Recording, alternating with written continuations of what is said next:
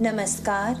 मैं आपका श्रीमद् भगवद गीता की इस ज्ञान सरिता के अंतिम तट पर आपका स्वागत करती हूँ। पिछले भाग में हमने कर्म, ज्ञान और भक्ति की त्रिवेणी का अद्भुत संगम देखा। हमने जाना कि कैसे एक सिद्ध पुरुष ब्रह्म में स्थित होकर सारे कर्म करते हुए भी पराभक्ति को प्राप्त करता है। भगवान ने हमें अपना चित्त उनमें लगाकर उन्हीं के आश्रित होकर जीवन के सभी संकटों से पार जाने का आश्वासन दिया। आज हम उस शिखर पर खड़े हैं जहां से गीता का संपूर्ण विस्तृत दृश्य दिखाई देता है। भगवान श्री कृष्ण अब अपने उपदेश का सार प्रस्तुत करने जा रहे हैं। वे अर्जुन को और हम सबको पहले यह बताएंगे कि हम अपने स्वभाव के अधीन कितने विवश है और फिर उस विवशता से मुक्ति का परम गुह्य मार्ग भी दिखाएंगे। यह गीता का वह हृदय स्थल है जहाँ भगवान एक गुरु की तरह नहीं बल्कि एक परम सखा, एक परम प्रेमी की तरह अपने हृदय का सबसे बड़ा रहस्य खोलते हैं। आइए पूर्ण श्रद्धा और खुले हृदय से इस अंतिम उपदेश को ग्रहण करें। अब तक की यात्रा में भगवान ने हमें ज्ञान के अनेक स्तरों से परिचित कराया। अब वे हमें हमारे ही सत्य का एक और आईना दिखाने जा रहे हैं। हम अक्सर सोचते हैं कि मैं स्वतंत्र हूँ, मैं अपने निर्णय स्वयं लेता हूँ, पर क्या यह सच है? भगवान हमारे अहंकार के इस भ्रम को तोड़ते हुए प्रकृति के उस अकाट्य नियम को प्रकट करेंगे जो हम सबको संचालित करता है। और जब हम अपनी इस विवशता को देख लेंगे तभी हम उस परम स्वतंत्रता का मूल्य समझ पाएंगे जो केवल शरणागति में है। आज भगवान हमें चुनाव की स्वतंत्रता और उस चुनाव के अंतिम परिणाम दोनों से अवगत कराएंगे। यह गीता का चरमोत्कर्ष है। यदहंकारमाश्रित्य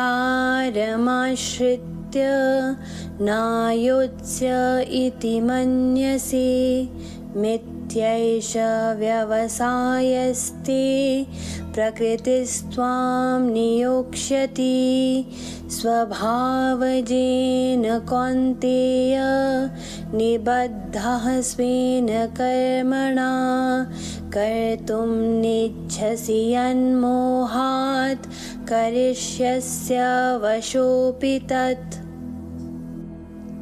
यदि तुम अहंकार का आश्रय लेकर यह मान रहे हो कि मैं युद्ध नहीं करूंगा तो तुम्हारा यह निश्चय व्यर्थ है, क्योंकि तुम्हारा अपना क्षत्रिय स्वभाव तुम्हें बलपूर्वक युद्ध में लगा देगा।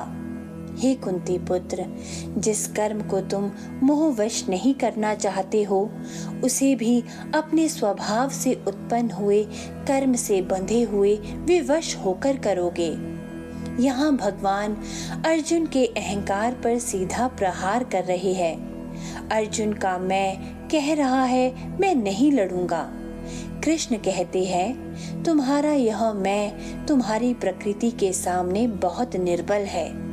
हर व्यक्ति का एक स्वभाव होता है, उसकी मौलिक प्रोग्रामिंग, उसके जन्मों के संस्कार। अर्जुन का स्वभाव एक क्षत्रिय का है, अन्याय देखकर कर्म करना। भगवान कहते हैं तुम इस स्वभाव से भाग नहीं सकते।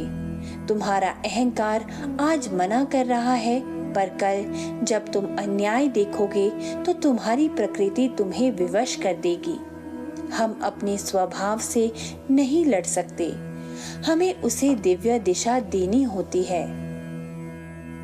ईश्वरः सर्वभूतानां हृद्येशेऽर्जुन तिष्ठति भ्राम्यन् सर्वभूतानि यन्त्र आरूढानि मायया। हे अर्जुन, ईश्वर सभी प्राणियों के हृदय में निवास करता है और अपनी माया से सभी प्राणियों को उनके कर्म अनुसार वैसे ही घुमा रहा है जैसे वे किसी यंत्र पर आरूढ़ हो। यदि हम अपनी प्रकृति के हाथों विवश हैं, तो उस प्रकृति को कौन चला रहा है? यहाँ भगवान परम रहस्य खोलते हैं। वह नियंत्रक ईश्वर है जो सबके हृदय में बैठा है। जब हम एक यंत्र यानी शरीर मन रूपी मशीन पर सवार है और वह ईश्वर अपनी माया शक्ति से हमें हमारे कर्मों के अनुसार घुमा रहा है, कठपुतली का खेल चल रहा है, पर हम अज्ञानवश सोचते हैं कि हम स्वयं नाच रहे हैं। यह ज्ञान अहंकार को जड़ से मिटा देता है। जब हम जानते हैं कि चलाने वाला कोई और है, तो मैं करता हूँ, यह भाव स्वतः ही शांत हो जाता है। तमेव शरणं गच्छ सर्वभावेन भारत, तत्प्रसादात् परं शान्तिं स्थानं प्राप्स्यसि शाश्वतम्। हे भारत, तुम सभी प्रकार से उसी ईश्वर की शरण में चले जाओ।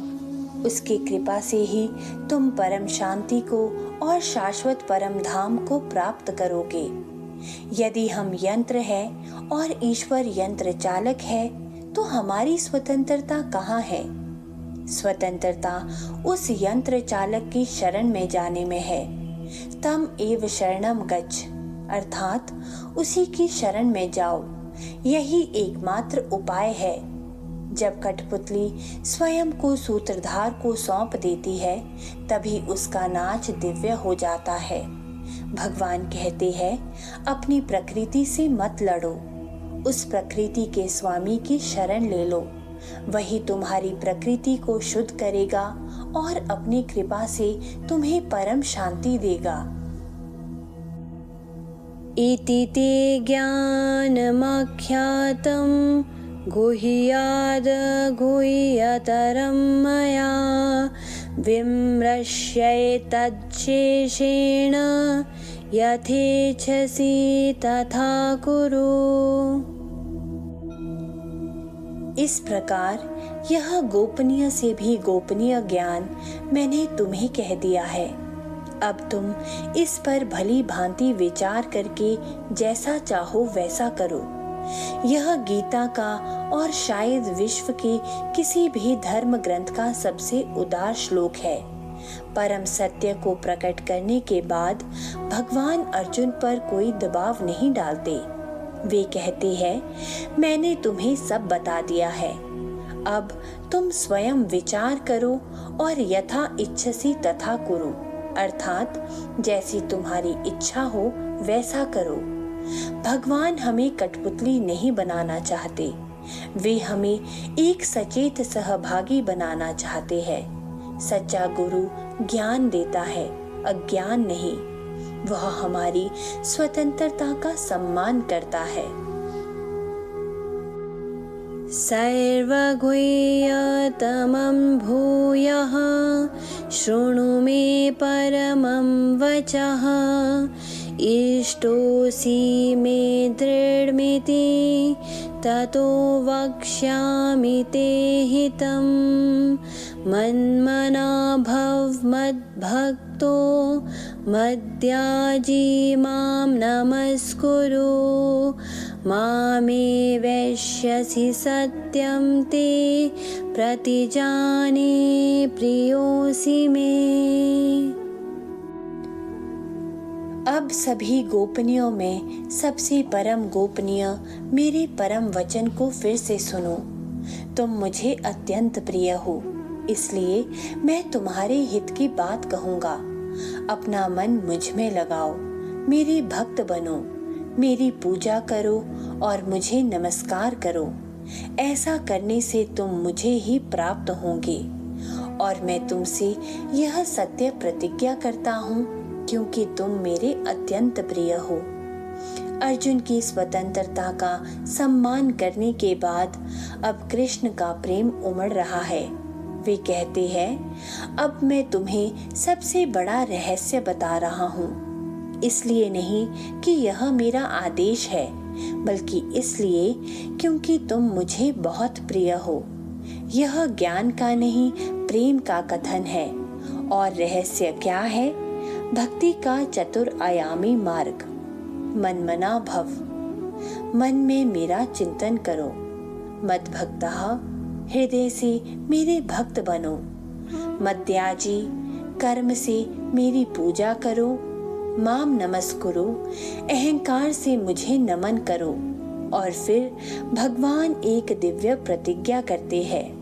वे कहते हैं, मैं वचन देता हूँ कि तुम मुझे ही प्राप्त होगे। ईश्वर का भक्त से किया गया यह सबसे सुंदर वादा है। सर्वधर्मान् परित्यज्य मामेकं शरणं व्रज, अहं त्वा सर्वपापेभ्यो मोक्षयिष्यामि मा शुचः। सभी धर्मों का परित्याग करके तुम केवल एक मेरी ही शरण में आ जाओ। मैं तुम्हें सभी पापों से मुक्त कर दूंगा। तुम शोक मत करो। यह गीता का सार श्लोक है, इसकी अंतिम और सर्वोच्च शिक्षा। सर्वधर्मान परित्यज्य का अर्थ है अपने कर्तापन का भाव, अपने पुण्य पाप का लेखा जोखा, अपने द्वारा बनाए गए कर्तव्य अकर्तव्य के सारे बोझ सब कुछ छोड़कर माम एकम शरणम व्रज, केवल मेरी एक अद्वितीय सत्ता की शरण में आ जाओ। अपने जीवन की नाव के पतवार मेरे हाथों में दे दो। और भगवान आश्वासन देते हैं कि मैं तुम्हें मुक्त कर दूंगा। तुम्हें चिंता करने की कोई आवश्यकता नहीं। अंतिम और सबसे मधुर शब्द है, शोक मत करो। यह भय और चिंता से ग्रस्त जीव के लिए परमात्मा का सबसे बड़ा अभय दान है।